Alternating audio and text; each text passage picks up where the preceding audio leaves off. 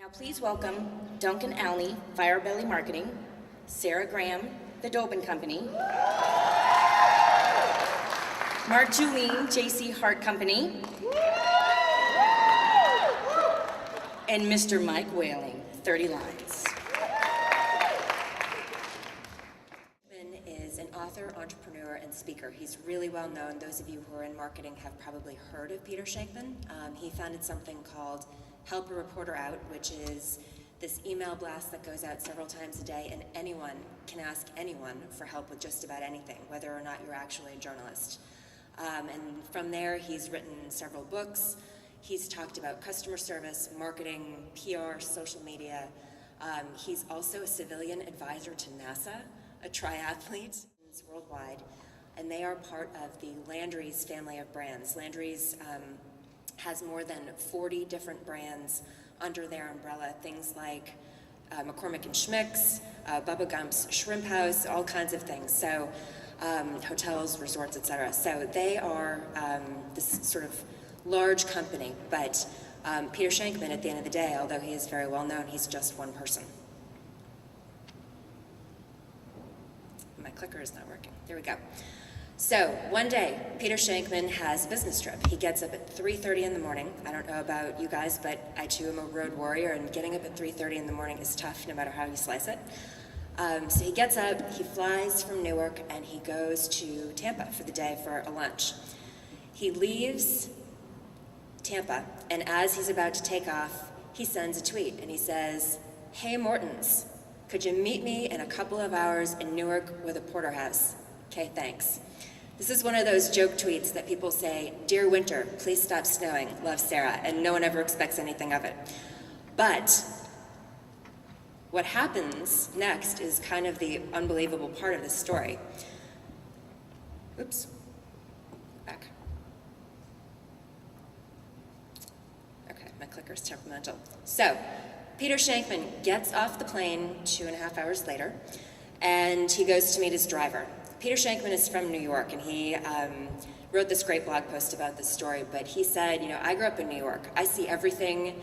I see movie crews being, shooting films. I see crimes being committed.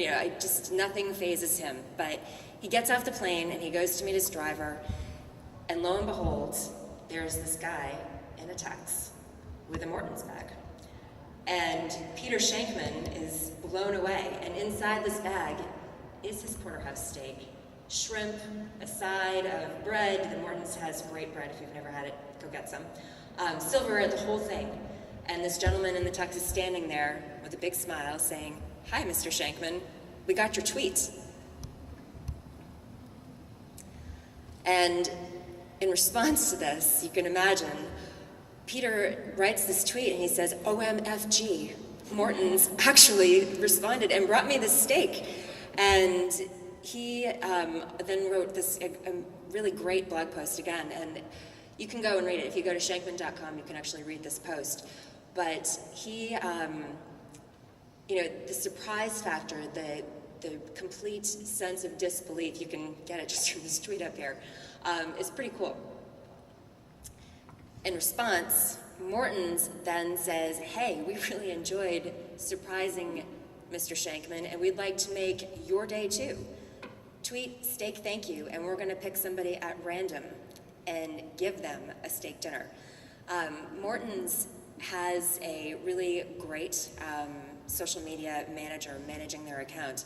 I'm going to talk about that a little bit more in a second, but they really took this to the next level. They could have just said, "Hey, we're so happy you're happy, great." But they said, we have an opportunity here to make somebody else's day too, so let's take advantage of that.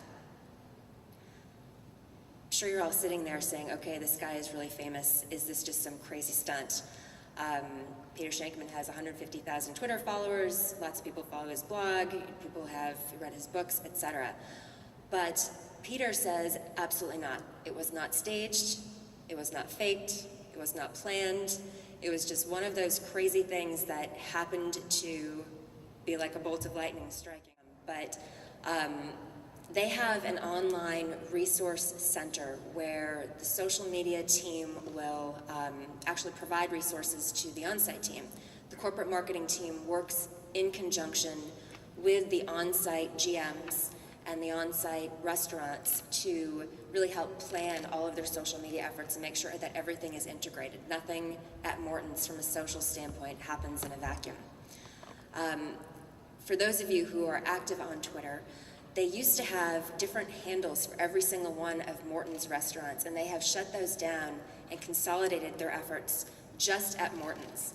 I actually, in preparation for this session, I was tweeting back and forth with the social media manager at Morton's. Her name's Lauren, she's very nice. And she said that they actually have 2 people manning the social media efforts for Landry's 40-plus brands, which shakes out to more than 400 properties. So for those of you who think you have to have a huge team to manage your social media, Morton's is proof that you don't. Not blasting their Twitter feed, or you think about it from any social standpoint, they're not looking at just selling. They're not saying, come to Morton's, buy our steaks, etc. They sort of follow this rule of thirds, which I think is a great rule of thumb for all of us to think about in our social efforts as well. 1/3 is general conversation. I was just looking at their Twitter feed earlier, and they were talking about the basketball game last night. Nothing to do with steak, nothing to do with their restaurants. Just something of interest to people in general. 1/3 is direct communication, so they are listening and then...